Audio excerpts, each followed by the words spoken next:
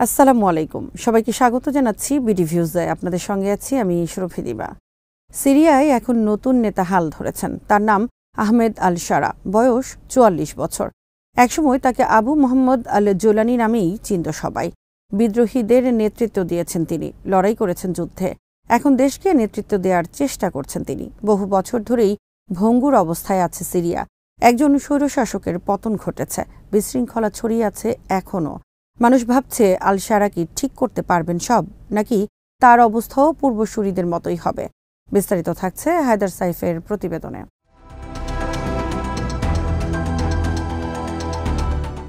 সবসময় নেতা ছিলেন না আহমেদ আল শারা। তার জন্ম ১৯৮১ সালে। দামেস্কেই তার বেড়ে ওঠা।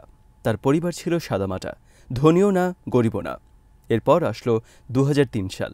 যুক্তরাষ্ট্র হামলা চালালো ইরাকে। সেখান থেকে চলে গেলেন শারা, যোগ দিলেন আল কায়দায়। আমেরিকান সেনাদের বিরুদ্ধে লড়াই করলেন, ধরাও পড়লেন। অনেকগুলো বছর তাকে জেলে থাকতে হয়েছে। সেখান থেকে বেরিয়ে আসলেন আরও শক্তিশালী হয়ে। আগের চেয়েও স্মার্ট হয়ে উঠলেন তিনি।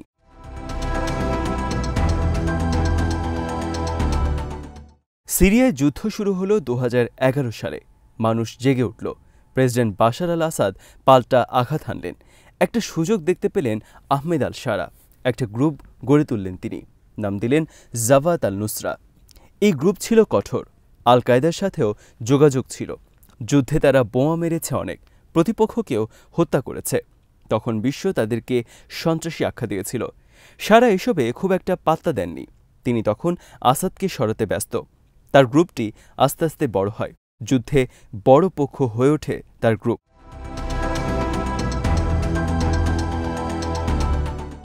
২০১৬ সালে পরিস্থিতির পালাবদল ঘটে। আল কায়দা থেকে বেরিয়ে আসেন আহমেদ আল শারা। জানান তাদের সাথে সব চুকে গেছে। গ্রুপের নতুন নাম দেন তিনি হায়াত তাহরির আল শাম বা HTS। নেতৃত্বের দায়িত্বে থাকেন শারা। লড়াই চালিয়ে যান, কিন্তু তার ভাষা বদলে যায়। বৈশ্বিক জিহাদ নিয়ে কথাবার্তা কমে যায়। সিরিয়া নিয়ে বেশ সোচ্চার হয়ে ওঠেন তিনি। জনগণকে রক্ষার কথা বলেন তিনি, এমনকি খ্রিস্টানদেরকেও। কেউ কেউ তার কথা শুনতেও থাকে, অন্যরা খুব একটা গুরুত্ব দেয়নি।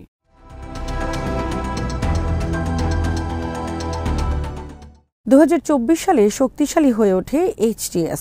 বিদ্রোহী এলাকা ইদলিবের নিয়ন্ত্রণ নেয় তারা। এরপর আসে ডিসেম্বর। প্রথমে আসাদ সরকারের পতন ঘটে, জিতে যায় বিদ্রোহীরা। দৃশ্যপটে উঠে আসেন আল শারা। ২৯ ডিসেম্বরে শান্ত ভঙ্গিতে দামেস্কে প্রবেশ করেন তিনি। কোনো বন্দুকের প্রদর্শনী ছিল না। টেলিভিশনে কথা বলেন তিনি।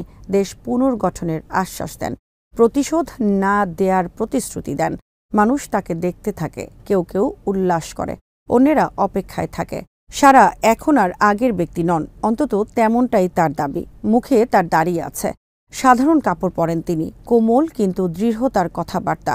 নতুন হয়ে উঠতে চাচ্ছেন তিনি। ততদিনে আসল নাম তার প্রকাশ পেয়েছে আহমেদ আল শারা। এখন আরজুলানি নন তিনি, এটাও একটা বার্তা। অতীতের বিদ্রোহী সময়টাকে ছেড়ে আসতে চান তিনি। যোদ্ধা নয়, নেতা হতে চান তিনি।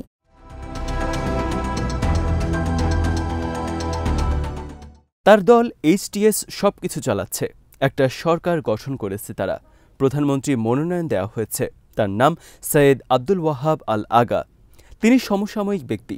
শারা বলেছেন তিনি সাধারণ মানুষকে গুরুত্ব দেবেন, কিন্তু ক্ষমতা এখনও HTS এর কাছে।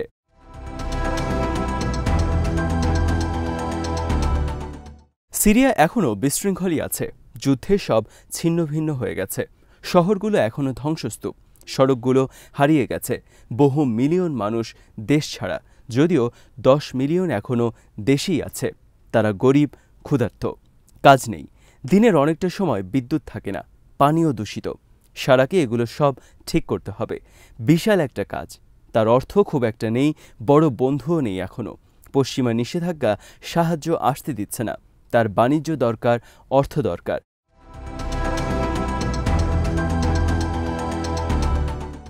এরপর রয়েছে জনগণ। তারাও ক্লান্ত। যুদ্ধের প্রতি ঘৃণা জন্মেছে তাদের। কেউ কেউ শারাকে পছন্দ করছেন কারণ আসাদকে হটিয়েছেন তিনি।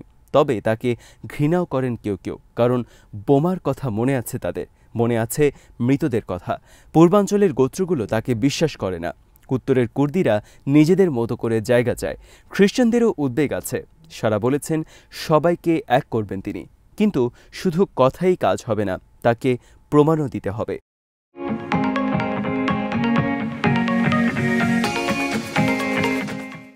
সিরিয়ার বাইরে থেকেও তাকে দেখছে অনেকে। যুক্তরাষ্ট্র তার ব্যাপারে নিশ্চিত নয়। নিষেধাজ্ঞা নিয়ে কথাবার্তা এখনও চলছে। কেউ কেউ অবশ্য তাকে সুযোগ দিতে চায়, সে কি করে দেখতে চায়। কাছেই রয়েছে তুরস্ক। তারা HTSকে সমর্থন দিয়েছে। তারা চায় সারা কুর্দিদের থামাবেন, শরণার্থীদের ফিরিয়ে নেবেন।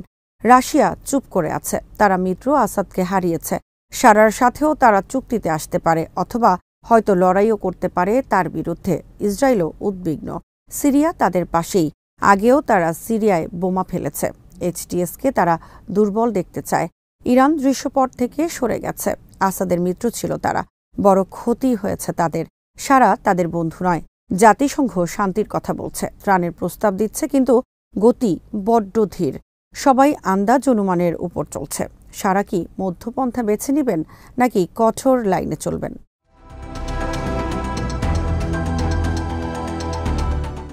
সারা নতুন কথা বলেছেন। স্থানীয়দের সাথে দেখা করেছেন তিনি। মসজিদগুলোতে গেছেন, খ্রিস্টানদের মুখোমুখি হয়েছেন। বলেছেন ক্ষমতা ভাগাভাগি করবেন, কোনো একক গ্রুপ আধিপত্য করবে না। প্রতিশোধমূলক হত্যা তিনি নিষিদ্ধ করেছেন। যোদ্ধাদের ভদ্রভাবে চলতে নির্দেশ দিয়েছেন। আদালত বসিয়েছেন। তুরস্কের সাথে বাণিজ্যের চেষ্টা করেছেন, এমনকি ইউরোপকেও বাদ দিচ্ছেন না। তিনি বলেছেন HTS বিলুপ্ত হবে, রাজনৈতিক দল হবে, কোনো মিলিশিয়া বাহিনী নয়।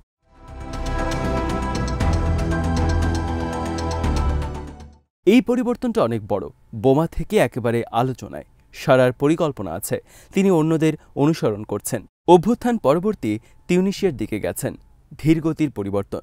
কিন্তু সিরিয়া তিউনিসিয়া নয়, এটা আরও কঠিন। এখানে অস্ত্রের বিস্তার অনেক বেশি, ক্ষতও অনেক বেশি। তিনি কি পারবেন? কেউ মাথা ঝোঁকাচ্ছে, কেউ হাসছে।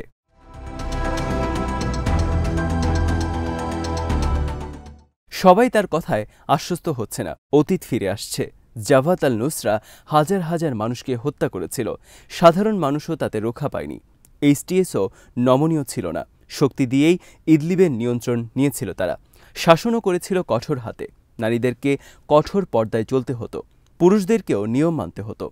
সমালোচকরা বলছেন একই রকম আছেন সারা, শুধু বাইরের চেহারা বদলেছে। তারা HTSের দিকে আঙুল তুলছেন।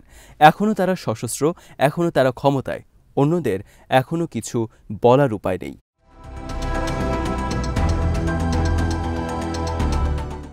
যোদ্ধারা সারাকে মানে, তার ক্যারিশমা আছে, আনুগত্য গড়ে তুলেছেন তিনি। তবে সেটাই হয়েছে এখন দায়। এই আনুগত্য কি তিনি ছাড়তে পারবেন? কেউ কেউ রাজি নাও হতে পারে। সেক্ষেত্রে বিভক্তি আসবে, অপরাধ বাড়বে, সমস্যা তৈরি হবে। সারা বলছেন তিনি সামলে নেবেন, HTSকে বিলুপ্ত করবেন, কিন্তু এটাই তার শক্তির ভিত্তি। এটা ত্যাগ করা মানে ঝুঁকিতে পা দেয়া। সিরিয়ানদের দুই রকম অনুভূতি হচ্ছে। দামেস্কে কেউ মুচকি হাসছেন, আসাদ আর নেই, নতুন শুরু হবে। বাচ্চারা আবার খেলছে, দোকানপাট খুলছে, কিন্তু ভয় পুরোপুরি যায়নি।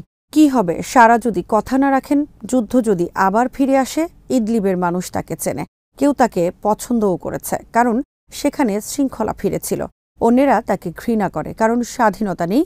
পূর্বাঞ্চলের মানুষ সবকিছু দেখছে, উত্তরের মানুষ আছে অপেক্ষায়। সবাই একটা অস্থির অনিশ্চয়তায় সময় কাটাচ্ছে।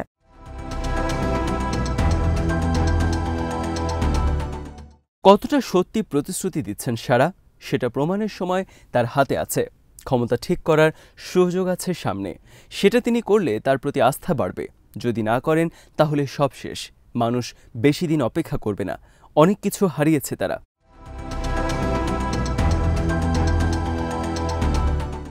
চিকন দড়ির উপর দিয়ে চলতে হচ্ছে সারাকে।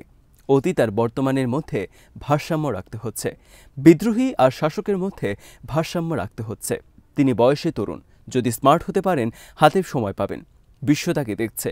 তুরস্ক হয়তো সাহায্য করবে, রাশিয়াও হয়তো আলোচনায় বসবে, নমনীয় হতে পারে আমেরিকাও। কিন্তু সবটা নির্ভর করছে সারার ওপর। বিনির্মাণ হবে নাকি আরও ভেঙে পড়বে সব।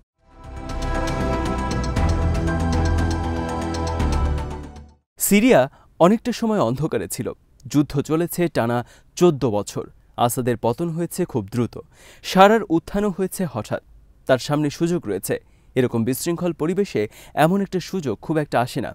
তিনি কি উদার হবেন নাকি কঠোর এখনও কেউ জানে না। দামেস্কে বসে শান্তভাবে কথা বলছেন সারা, চেষ্টা করছেন বড় কিছু করতে।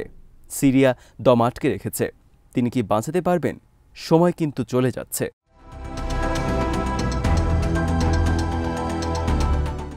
আজ এখানেই শেষ করছি। সবাই ভালো থাকুন, সুস্থ থাকুন আর দেখতে থাকুন বিডি ফিউজ। চ্যানেলটি ভালো লাগলে সাবস্ক্রাইব করুন, সংযুক্ত থাকুন আমাদের ফেসবুক পেজে। আল্লাহ হাফেজ।